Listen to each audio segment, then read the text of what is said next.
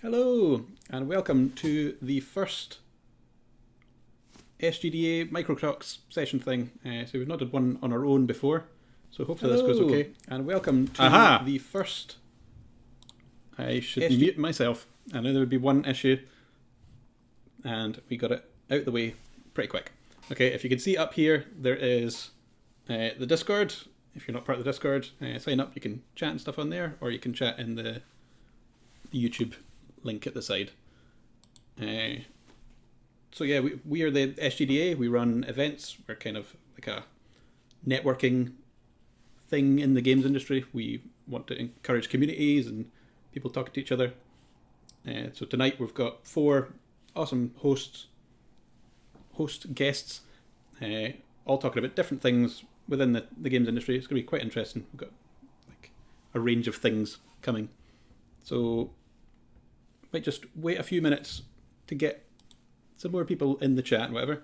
We've got 20 people so far. That's half the amount of people that said they were going to sign up in the Eventbrite. I don't need to check if the audio works because I checked that myself by accident. We are going to go... Yeah, so let's bring in Cari first. And we will start with her presentation. Hello. Okay. Hiya. I'll just share my screen and go for it. Yeah. There we go. Cool. So, hi. I'm Cari. I am the UX designer / UI artist at Puny Astronaut. And that's what I've been doing for the past couple of years. But before that, I was an Abertay graduate. I did a few things while I was at Abertay. I did Dare to be Digital 2016, and I lost a BAFTA. And I did Dare Academy 2018, and I also lost that. But I'm here to talk about board games, and for that I've got a slightly better track record.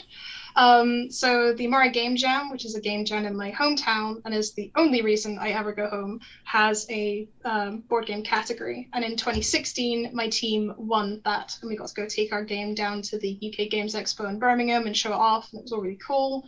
And then again in 2018 and 2019, my team were runners-up in the board game category again. So I've got a bit of experience making board games and I really like doing them, and I'm here today to pitch to you 10 reasons why you should make a board game at your next game jam / side project / in your spare time, because no one's going outside at the moment.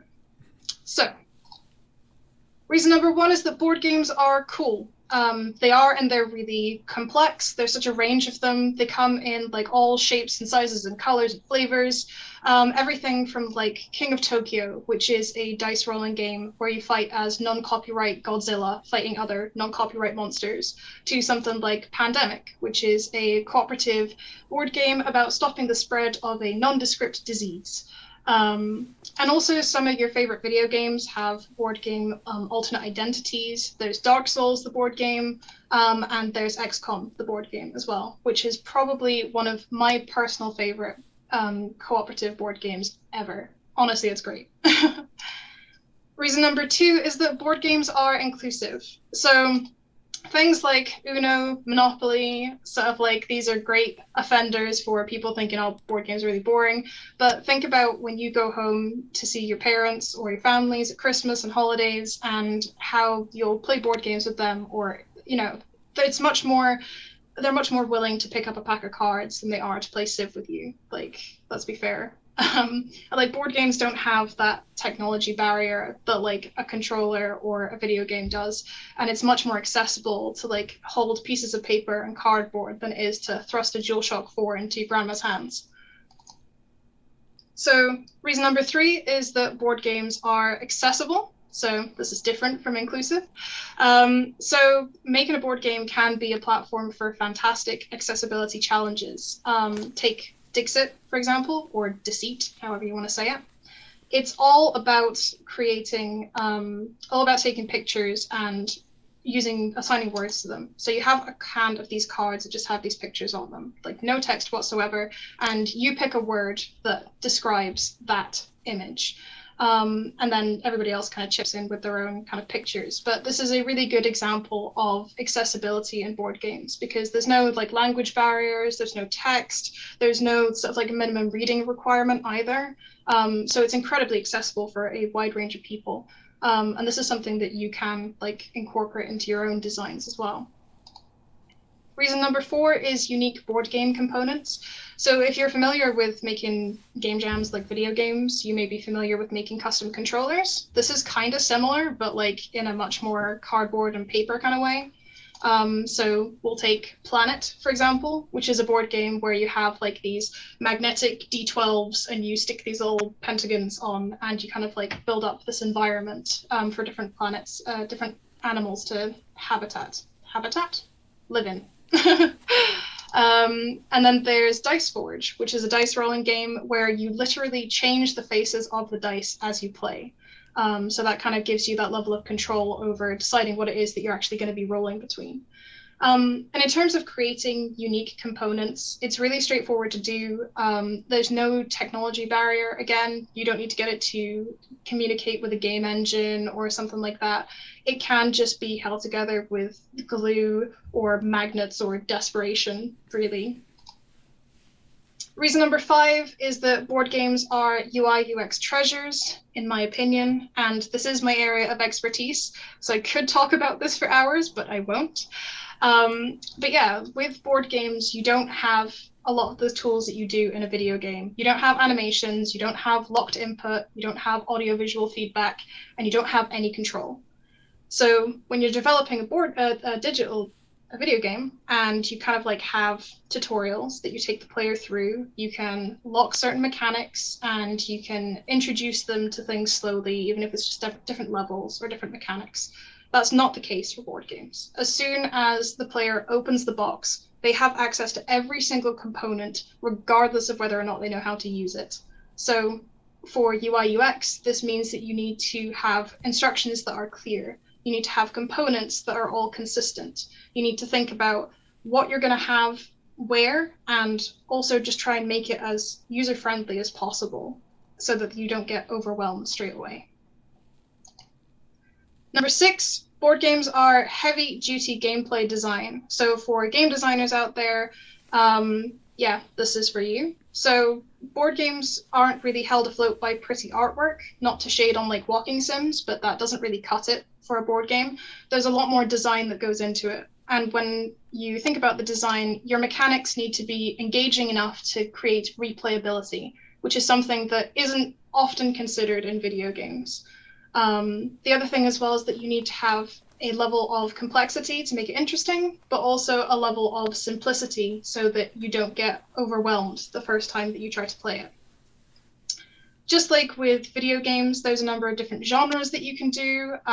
You can have something dice-based, you can have an RPG, you can have narrative, co-op, asymmetrical, and yeah, kind of like it's limitless, and there's so many different variations. It's not just snakes and ladders. One top tip that I would give you when it comes to designing a board game is that you cannot rely on RNG. You need to give the players a feeling of control, otherwise they're just not going to get invested in the game. Reason 7 is artwork for print is a challenge. I know this. I'm an artist. I have done the art for board games before. I've been a graphic designer for several years. Designing things for a video game versus for print is definitely a different ballgame. But it's great because as an artist, you get sent back to your roots of like ink and paper. And yeah, you have to defeat the 4 mini bosses of CMYK before you then have to face the Overlord himself, the HP DeskJet 2600 series. Point 8 is that board games don't need programmers. So how many times have you been in your group project or in your work and your programmer has turned around to your incredible idea and said, no, we don't have the resources for that. We don't have the time for that. We can't factor that in, or it's just not that simple. Well, this will not be a problem with a board game because you don't need them. You don't need programmers. You don't need to adhere to the laws of Unreal Physics or whatever a modulo is. You can just have free reign. but you probably should work with programmers. Not to be generalistic, but they are usually very good with numbers and statistics and probability. They have a very mechanical mind, and they are really good for balancing your game and for making your RNG less RNG. And I think as well, if you are a programmer and you really, really want to program, you can always look into a companion app for your board game. Reason number 10 is that board games stretch your brains. So designing a board game utilizes a completely different set of skills to designing a video game. It doesn't matter what discipline you're from, art, design, programming, sorry, audio, but you'll find something different, and there'll be different ways to do things. There are completely different focuses and needs, and it's really fun and refreshing to do something different, especially if your 9 to 5 is working on a video game. I always encourage people to sort of challenge yourself and to think outside the box and to do something outside of your comfort zone. And I think that designing a board game is a really good way to do that. And I think that you'll be surprised how much you learn from it and how much you can take away and apply in your 9 to 5. And cheeky extra reason, board games are flammable, incredibly flammable. So if it does all go tits up, you can just burn it and dispose of the ashes responsibly. No one ever has to know about the monstrosity that you have created. Thank you very much. That is me. Ask me questions if you're interested and if you like board games. Thank you. I've got to stop sharing my screen now.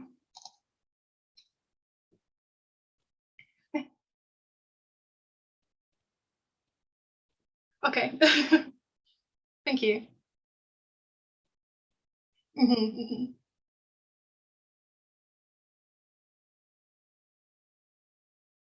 Yeah, absolutely. No, I'd really encourage people to try it if they haven't already. But yeah, thank you.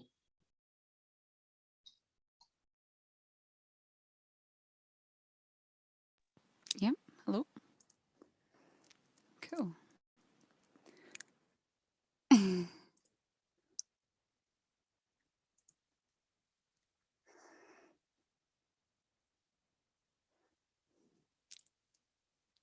Okay. Well, first of all, little introduction. Hi, I'm Erin. I'm a 3D character artist and rigger at Puny Astronaut. Been working on our first title, Sky Tales, for a good 4 years now. But it never started off like what it is now. We started as we started from Dare to Be Digital in 2016. Sorry, Cari. And we went on to now grow and become a much more established company. And through that, through becoming a small group of friends into this kind of bigger thing, there's been so many things along the way that I just really wish that someone would have told me about. And that's kind of what I wanted to talk about was NDAs. NDAs suck. I totally get why they exist. You know, if everybody's ideas were out there, they would be getting stolen left, right, and center. It's just something that happens. But you know, you do get them in little projects as well. And from the beginning, it feels really cool. You know, you're maybe doing something that will only take a couple of months, and it makes it feel special and like you're doing something kind of top secret and it's just for you.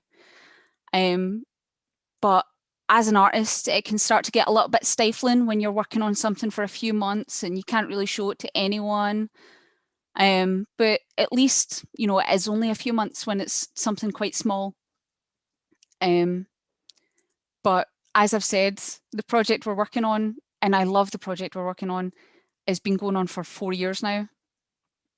And, you know, who knows where it'll be in another 4 years, but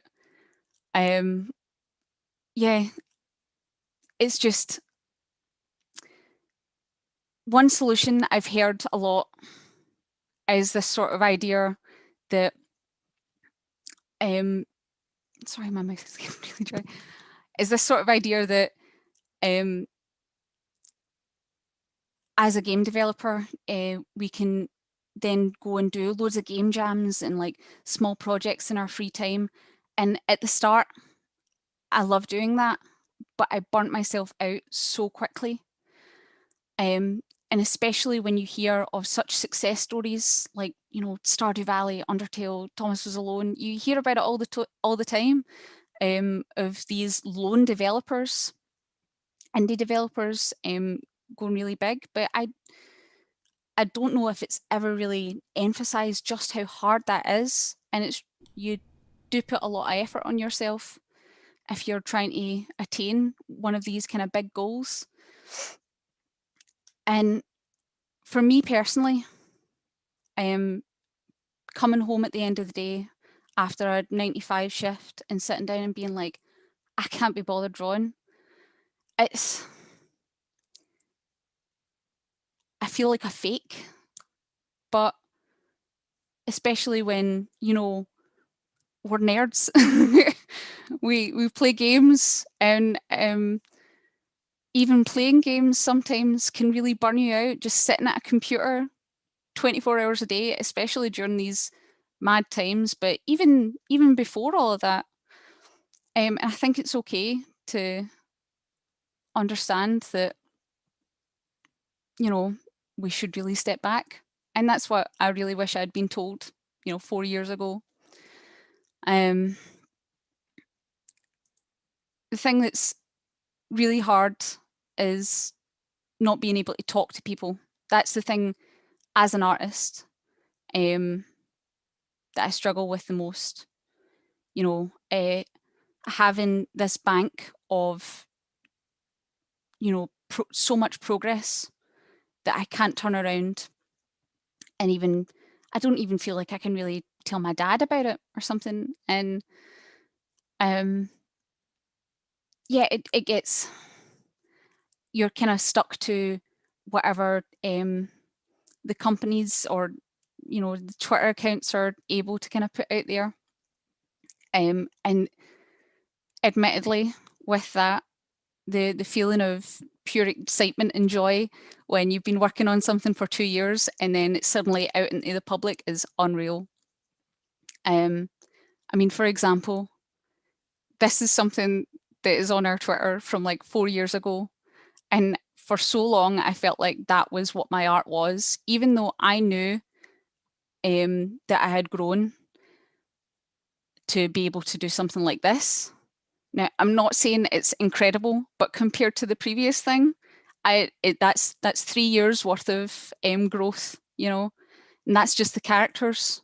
The exact same thing happens with the creatures as well.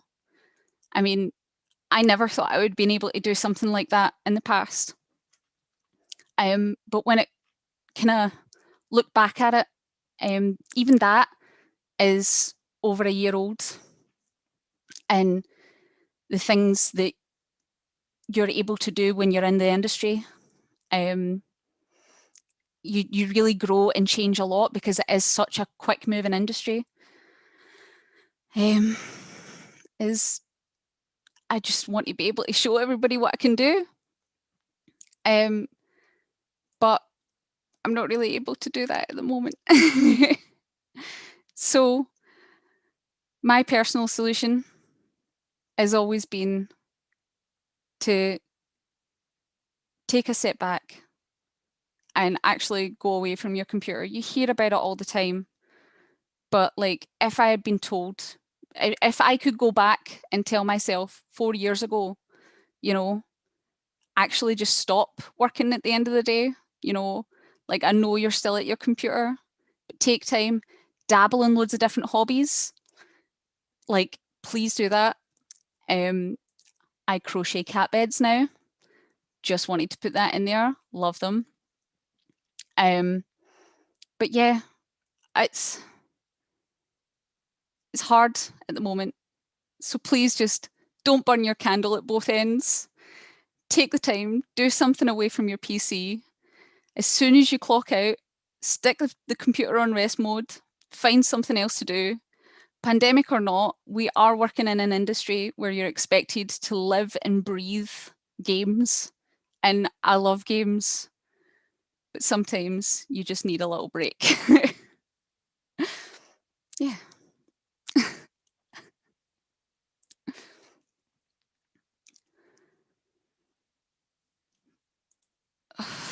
Sorry.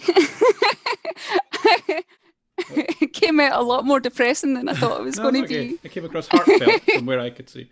Okay. Good. I think I didn't put my mic on last time, but hopefully they can hear me this time. Sorry. Yeah, that was really good. I was just checking the technical difficulties. Yeah, I think we're good now. I think we're good. Okay, yeah, burnout is definitely a thing. Yeah, they don't really tell you, but we all struggle with it, don't we? Okay, next, I think we've got Gaz coming on. He's going to talk about hype and stuff. Yeah, a real contrast from Erin's talk. Let me share my screen. Cool. We'll swap over to you then, and I'll say goodbye.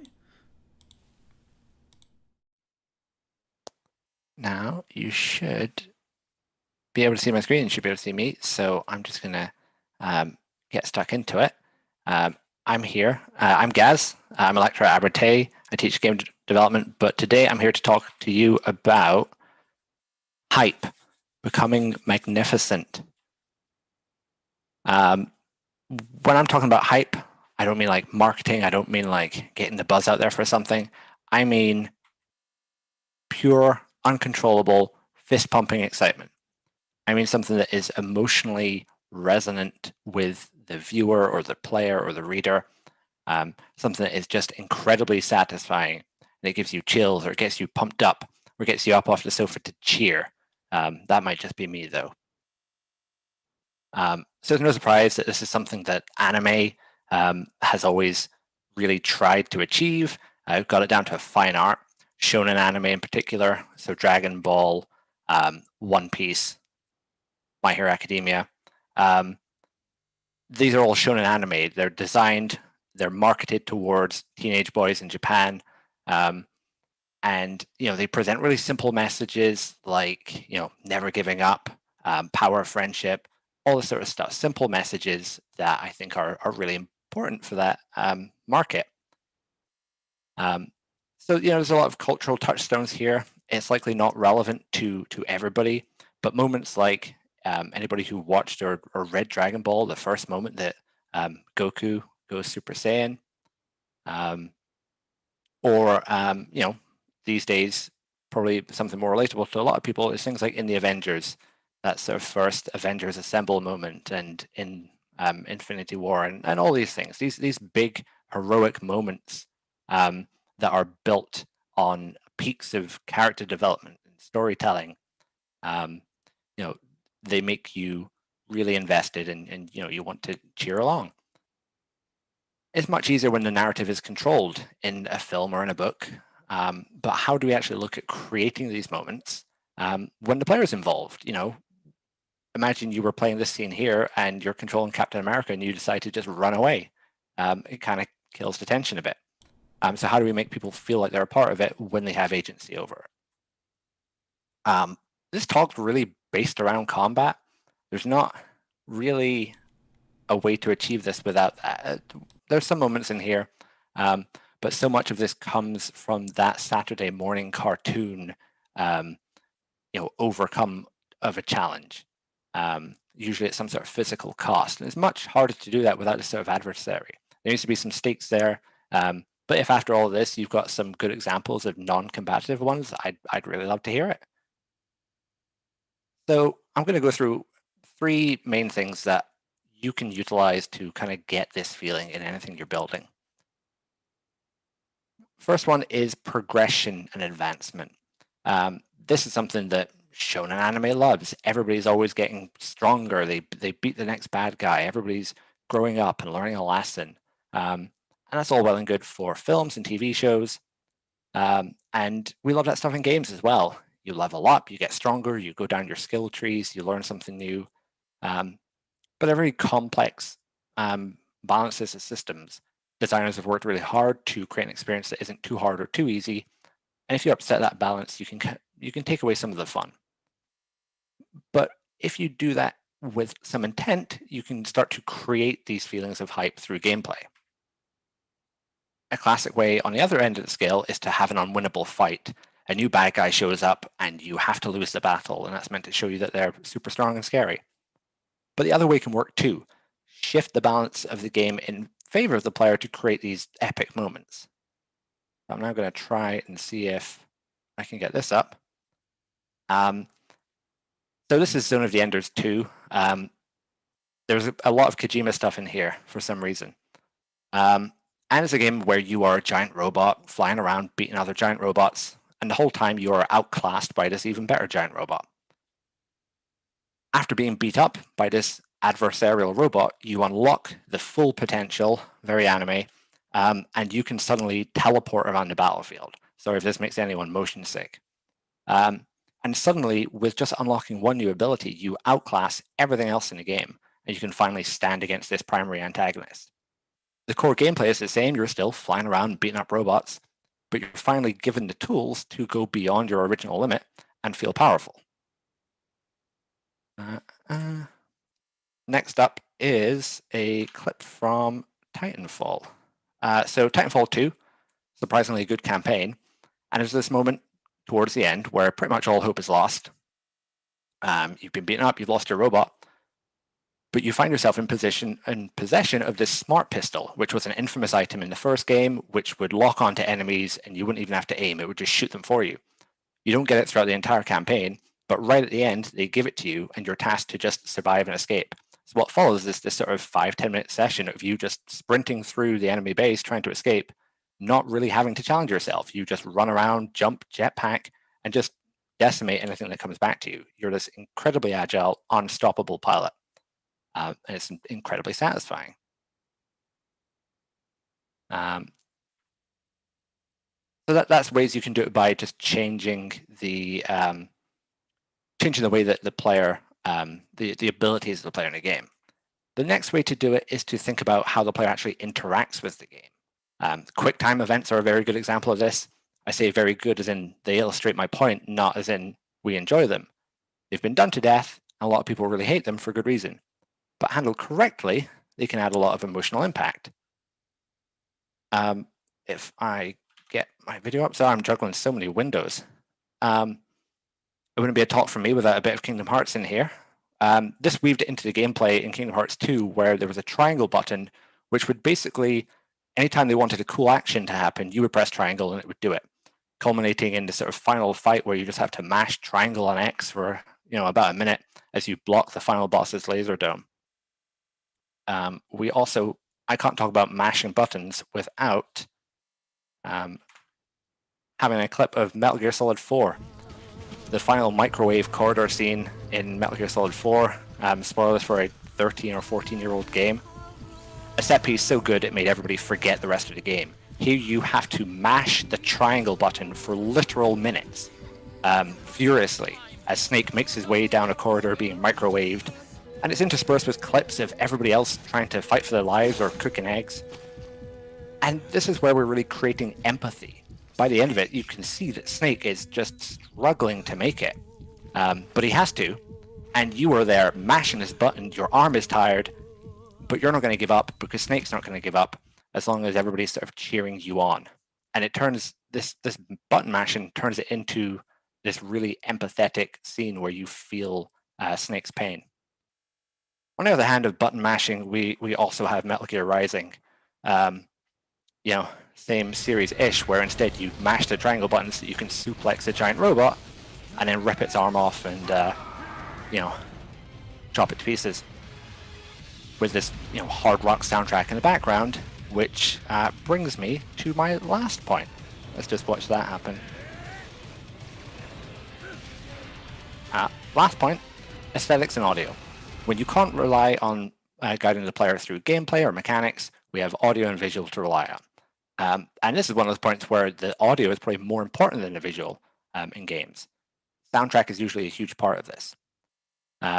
Boss battles in Metal Gear Rising have this part where... Oh, wrong bit.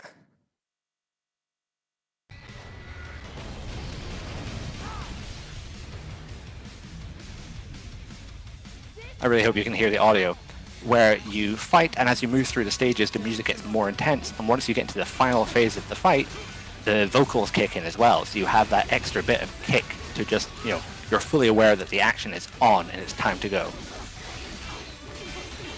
So yeah, a lot of Kojima in here. Yeah, Devil May Cry, also a really good thing of this, as you build higher combos, the music layers up from drums to adding guitar to you get to the vocal point, you get this intense rock anthem as you're killing demons. Visuals, the icing on top. You want the other changes to feel as nice as possible. If you think about normal attacks in Smash Bros. And compare it to a fully charged Falcon Punch, it's got so much more impact to it. It's a great combination of the framing, the way the camera moves, the visual effects, and the hit stop as well, to make sure you really see Samus pause there as she gets hit by the Falcon Punch. So that's probably a topic bigger than a micro talk. What's the point in all this? We have so many games built around combat.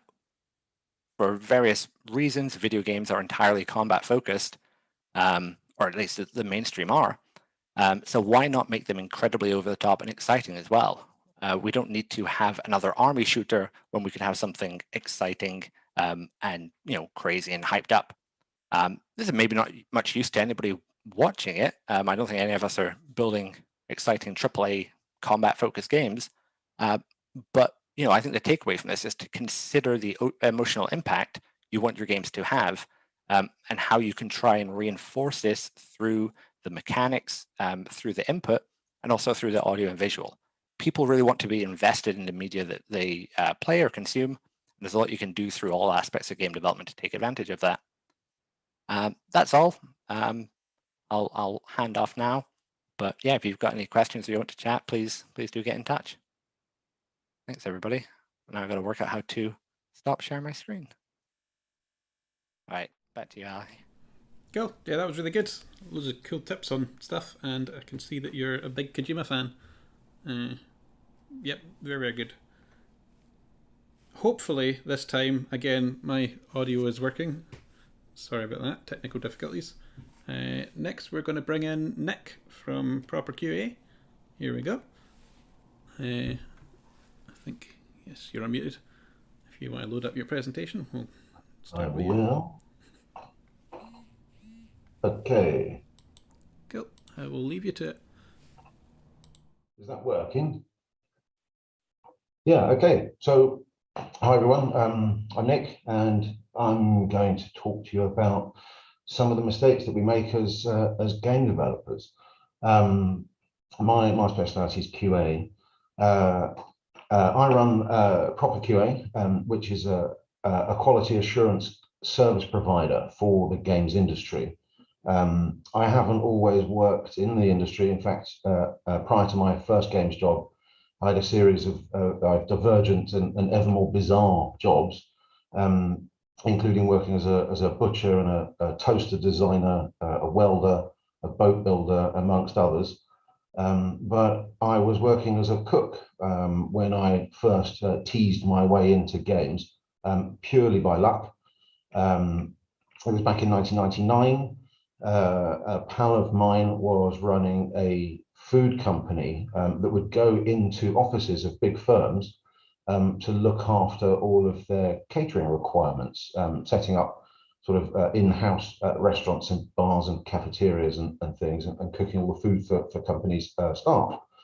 And one day my pal called me and said he was doing a pitch for a potential new client, and would I join him on the pitch, and had I heard of a company called Electronic Arts? And I said, yeah, I've heard of VA, but I mean, why on earth should I be part of this pitch? And he explained that it's because he didn't know much about video games. He was a little bit older than I was, but not by much. I suggested that EA were probably more interested in whether he could cater for 600 staff twice a day, more so than his Tetris high score. But he was pretty insistent. So I ended up going along to this meeting where he did all the talking and I was utterly silent throughout.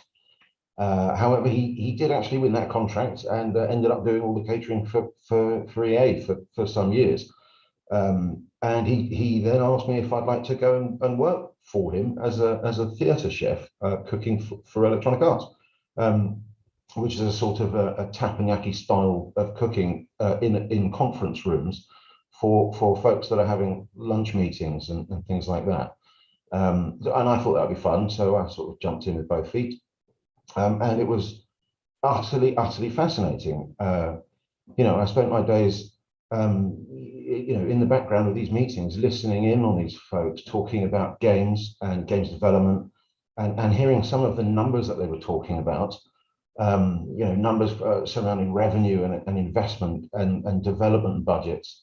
And these numbers, they're like telephone numbers. I soon realized that I was definitely on the wrong side of the fence, and desperately wanted to be a part of this fabulous thing that I was sort of a witness to. Fortuitously, during this time, I sort of became a bit pally with David Gardner, who was the guy who was running EA Europe at the time, because I was sort of cooking him his baked bean omelets at lunchtimes. So one day I sort of half jokingly asked him how I could leap over the fence and get into games. And he said, well, you should become a QA tester for you can test video games. And I genuinely initially thought he was joking, because surely no such role exists. That can't be a thing. You can't earn a living by testing, playing video games all day. But he assured me that they had a huge QA department in that building, and that I could start whenever I liked. So obviously I leapt at that and whipped off my apron and jacked in my job immediately and started in the QA department. It was a big change from what I was used to, but that is now what I've been doing for the last sort of 20 plus years, and have loved, if not every minute of it, at least most minutes of it.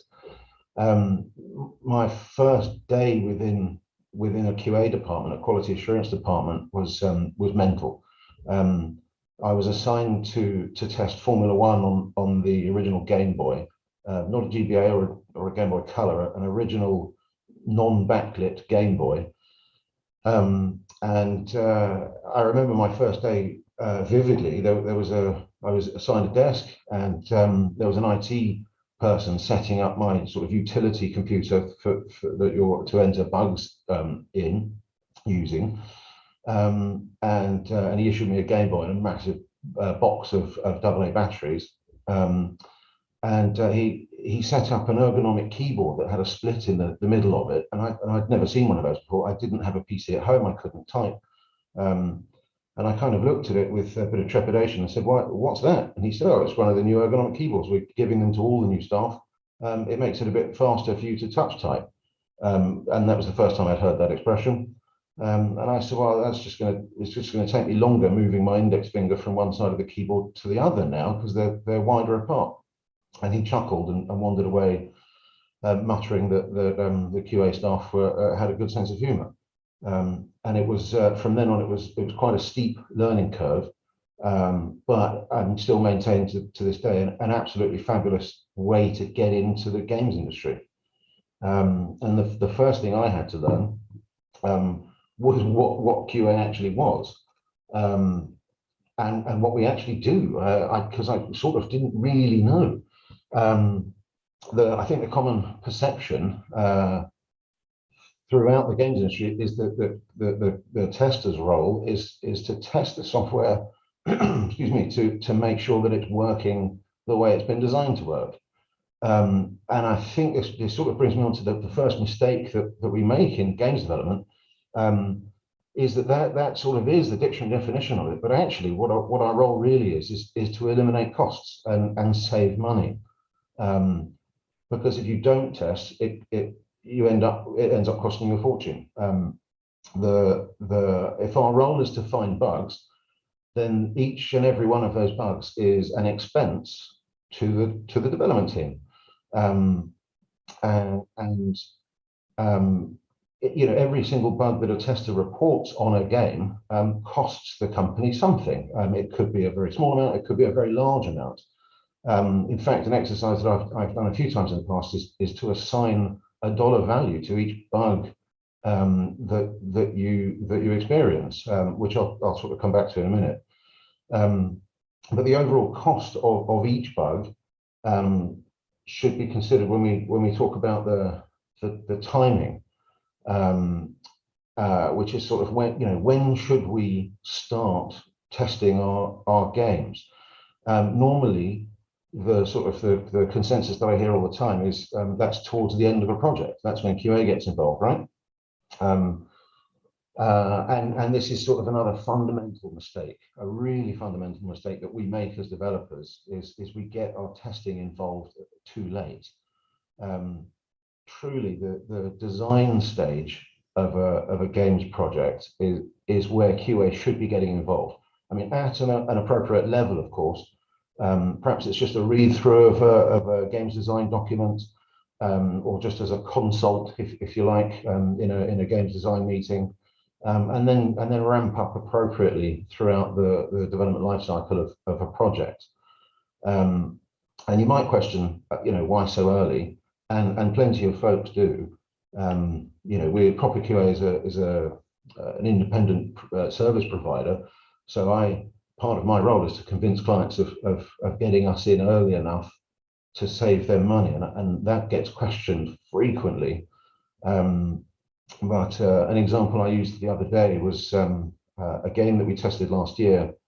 Was an underwater horror game, and while we were asked to get involved quite early, before sort of much development had even started, and one of our testers was reading through the game's design doc and came across the design for a health pack in the game, which was described as a red box with a white cross on it.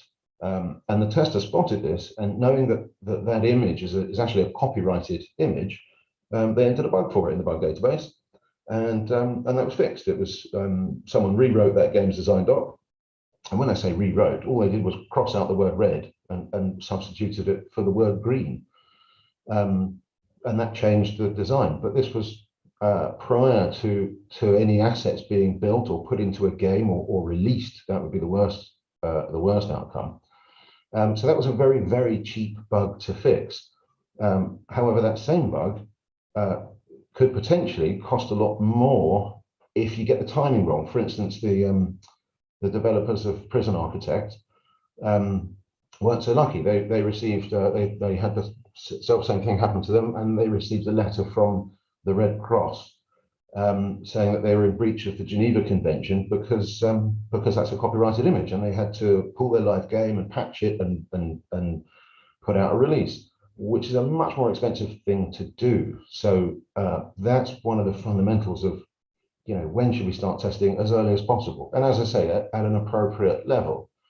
Another reason for sort of getting the testers involved early is that it's always the stuff at the end of a project that gets squeezed. Nothing gets squeezed at the beginning of the project.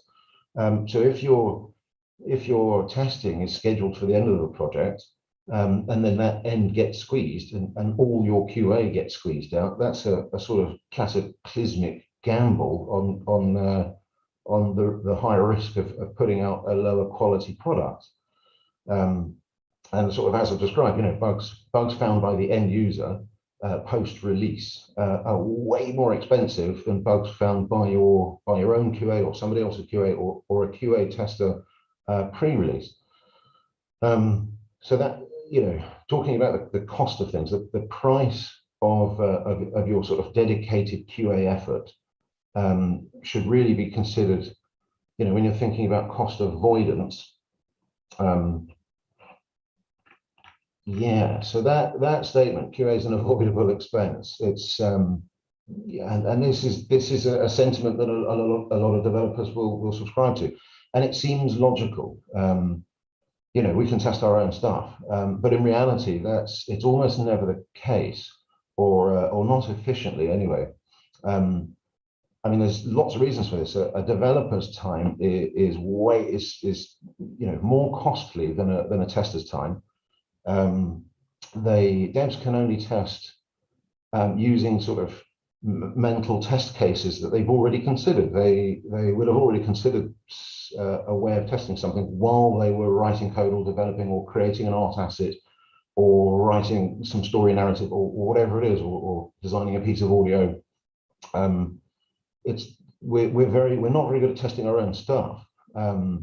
So there's a big limitation there when we say, oh, we know this thing like the back of our hands, we should test this ourselves. It's a false cost saving.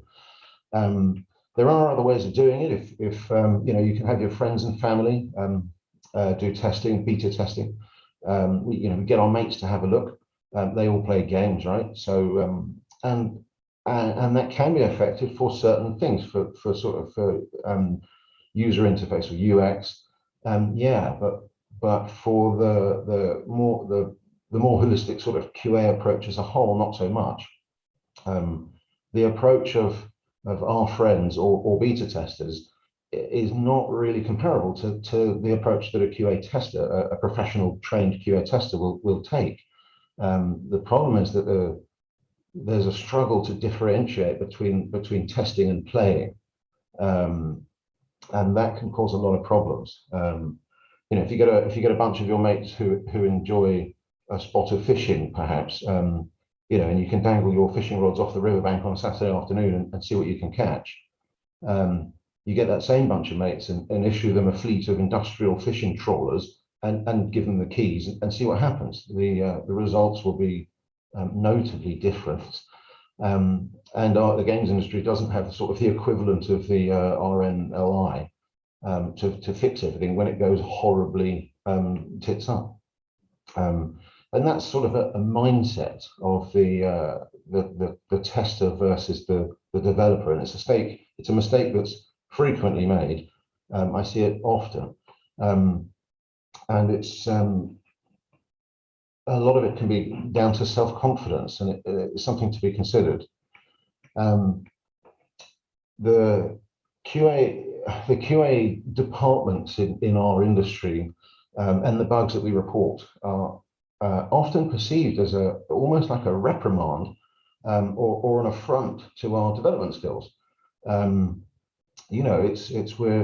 telling someone that the thing that they made is broken and isn't flawless, and that's difficult to hear when you're creating or creative, and therefore it's understandable why developers, coders, artists, audio folks are missing half the disciplines, but you get the idea. They're way less motivated to actually find bugs when compared to a dedicated QA person. If you get someone who's written their own code or they're buddy testing the person next to them's code, they're sort of motivated not really to find anything, so that afterwards, after they've run a test execution, they can say, well, I told you that there wasn't much to find. Internally within your company, it sort of might seem like a badge of merit to be able to release a game that didn't need any testing, which is a fallacy. But the important thing is the end user, the gamer, our customers, they don't care. That's not, it's just not on their radar. It's completely inconsequential to them how we arrived at a good product, as long as we do. They only care about quality. Merit is given to the flawless product, not by the method by which it arrived in that state. And the platforms that we release on now, are so unforgiving of buggy releases. The App Store being perhaps the most intolerant. It's just not worth the risk. And any sort of testing sort of is directly relatable to a better performing product. And that it's not just in the games industry, that crosses over to all sorts of applications and industries. Take, for instance, Lewis Hamilton, the Formula One driver. In 2018, he completed the most laps of testing and he won the championship. Fair enough, he did have some excellent tools, but still, the guy who came in dead last happened to have completed the fewest laps of testing. And it's, there's a big crossover between that and what we do when we're making our games, which brings me on to the final mistake that we make, which is ugly babies.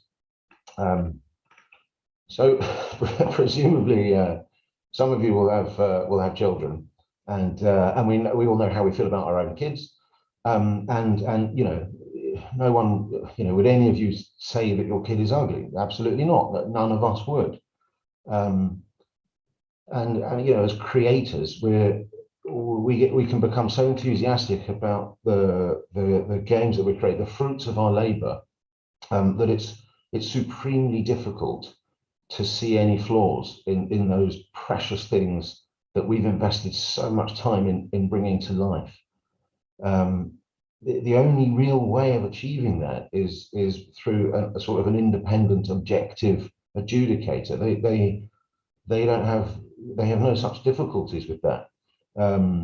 It's the same reasons that doctors shouldn't be allowed to diagnose themselves.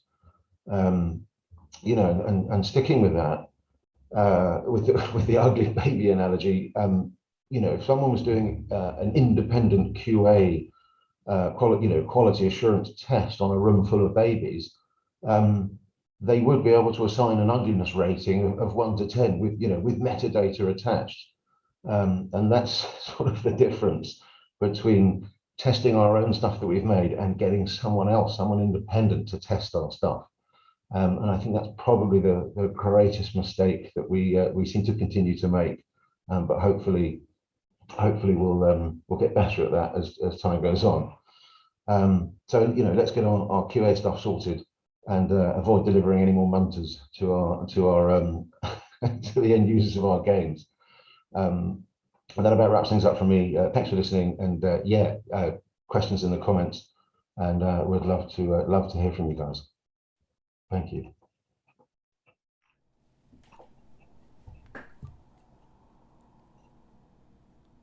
Okay, how do we make you stop sharing your screen? And then if everybody can come back, we'll do the QA stuff. Hey, okay, how do we remove viewing options? What do I need to do?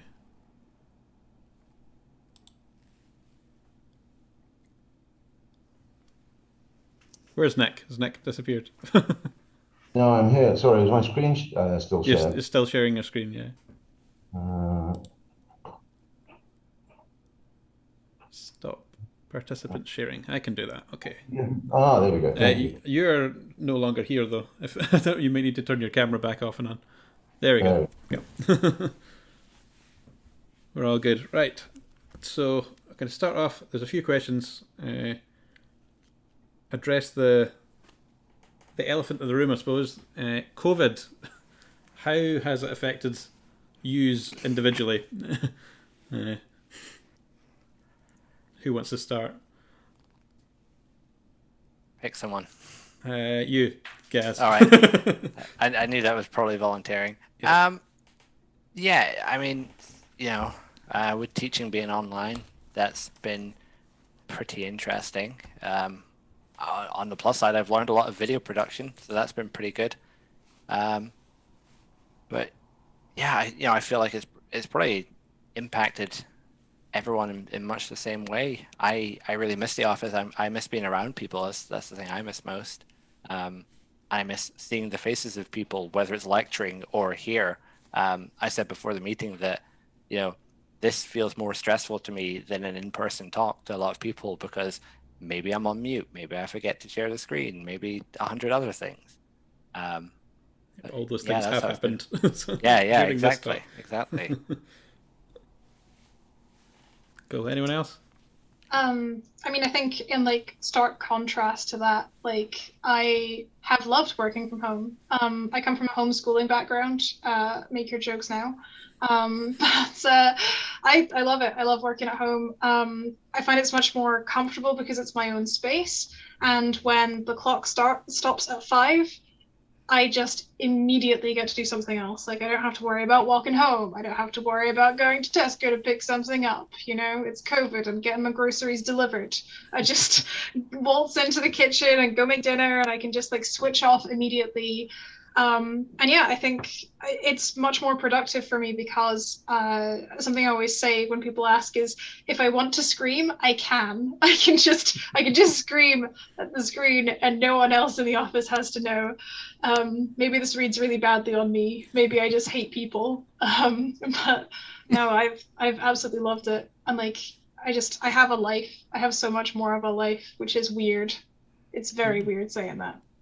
Considering we're not allowed outside, but especially as things are opening up more, I'm getting more excited about, oh cool, we can play D&D and have some people around, and like we can go out and have picnics and all this kind of stuff. Like it's really good. And like, yeah, in terms of productivity in my work, just yeah, I found, obviously, like even when you're in the office you have bad days, and it's the same when you're at home, but just having the comfort of my own space, knowing that no one is going to judge me for getting my 12th cup of coffee, like it feels pretty good, and I can work much more at my own pace. So yeah, I really like it.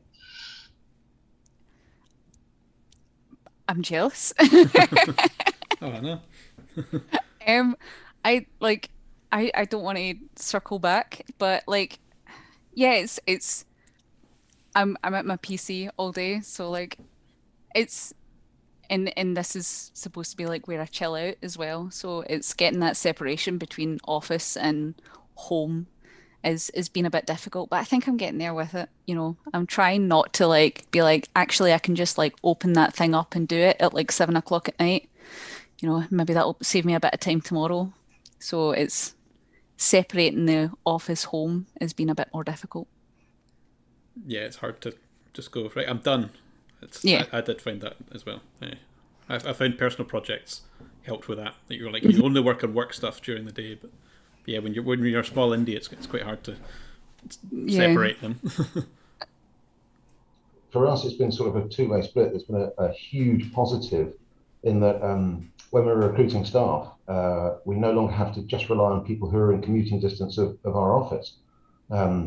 You know, now we can, it's a way more global thing. As long as you're on sort of a similar time zone, you know, that commute is no longer a barrier to getting hired. Well, conversely, the downside is because we test on a lot of different devices, a lot of handheld stuff, and there's lots of equipment involved.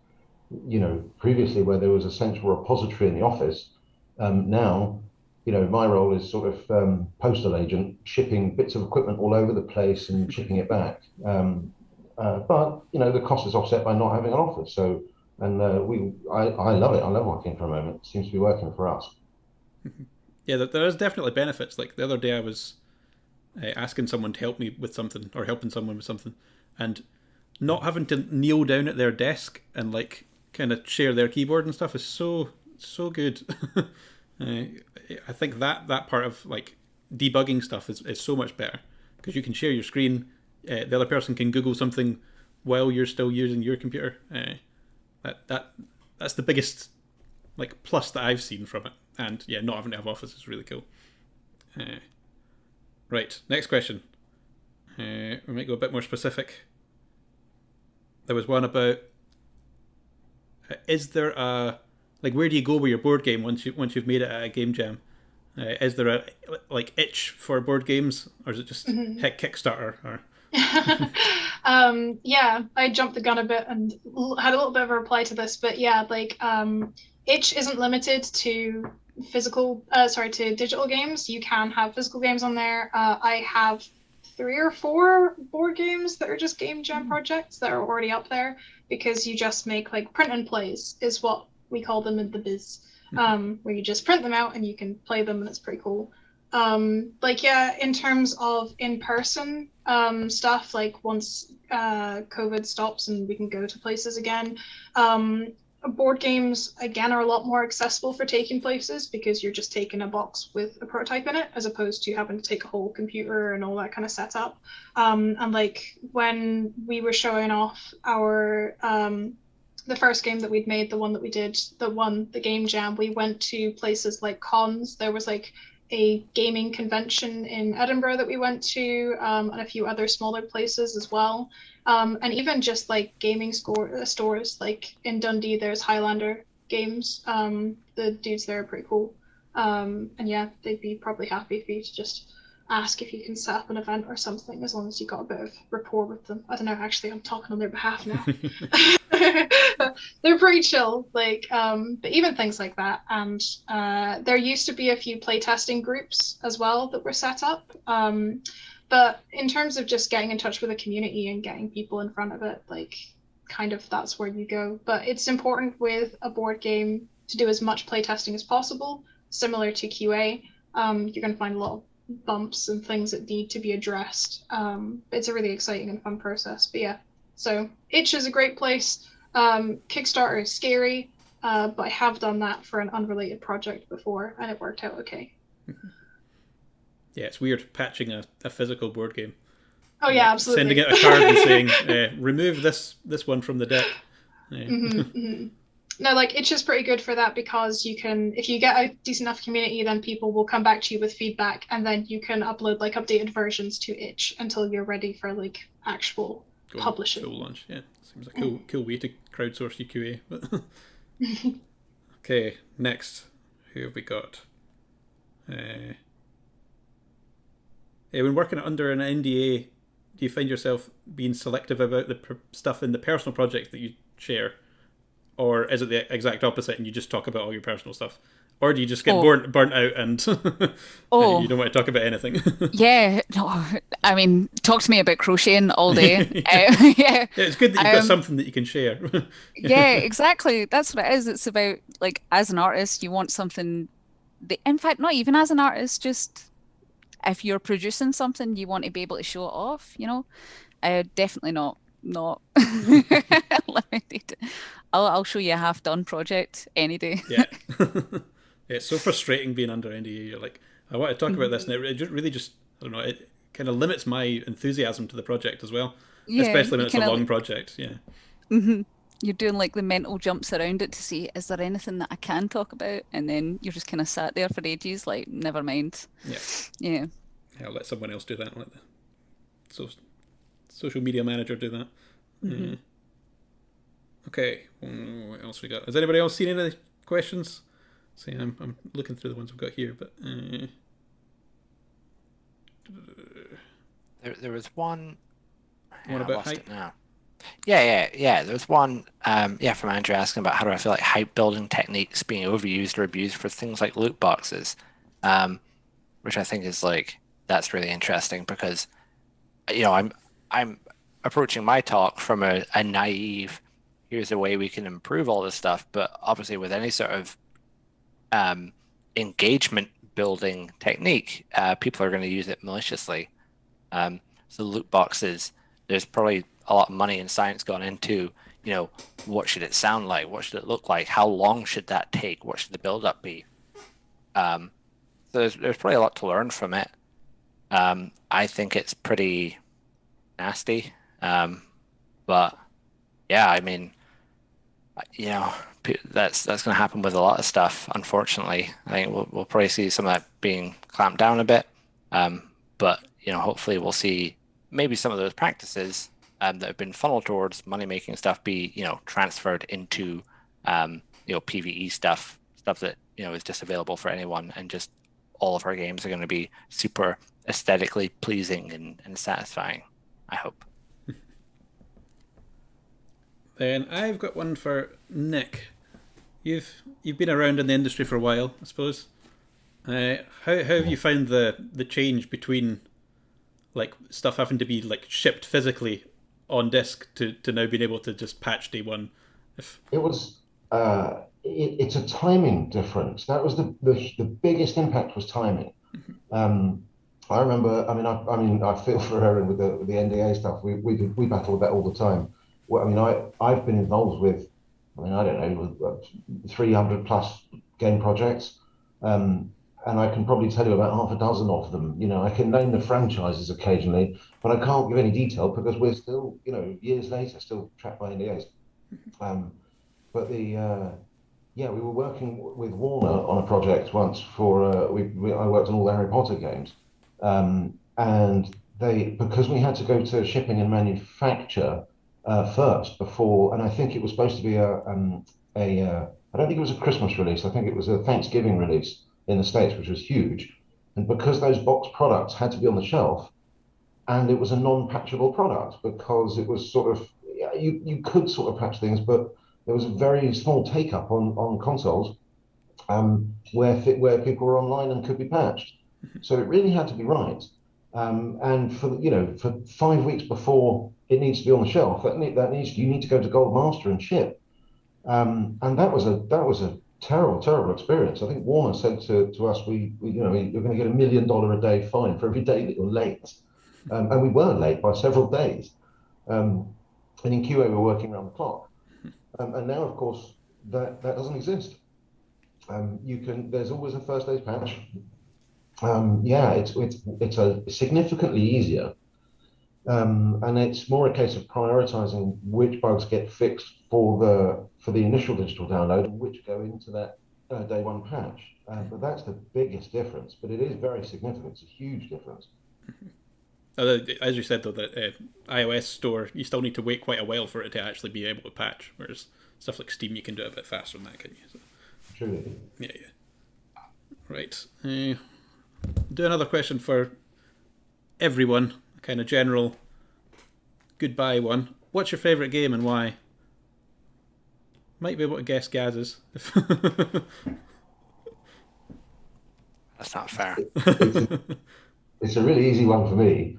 Because of the nature of our business, when a client says, "What's your favourite game?" and it happens frequently, my answer is always whatever they happen to be developing.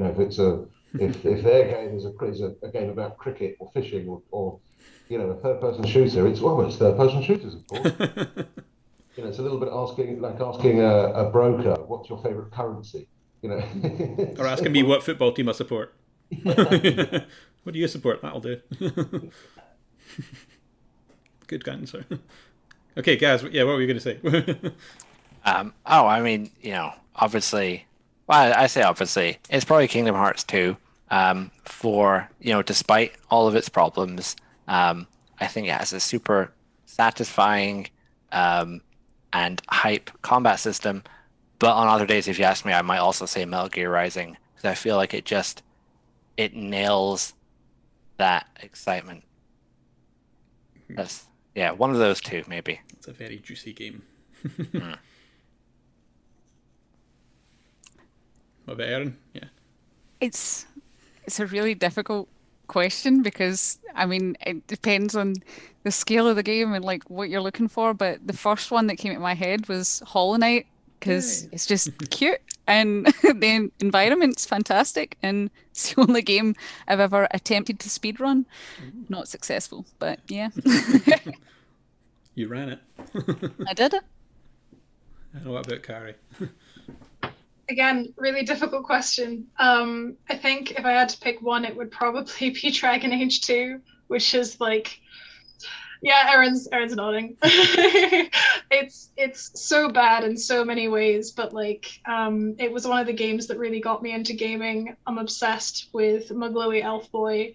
And I just really loved branching narrative. I thought it was great. And even though it was kind of like a disappointing ending, spoilers, and shoddy, lazy dungeon generation, like there was a lot of it that I loved and I was really obsessed with. So yeah, probably that. Cool. Well, I think that about wraps us up.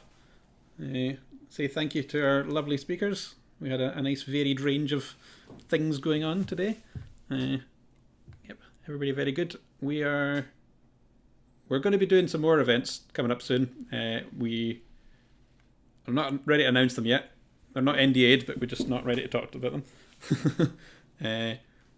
But yeah, it's coming up. We've got elections and AGM coming up soon as well. You'll hear more about that in a little bit. But for now, I'm going to say goodbye. Hopefully this went okay. Hopefully you all enjoyed it. And again, a round of applause for our speakers. Right. See you later. Bye.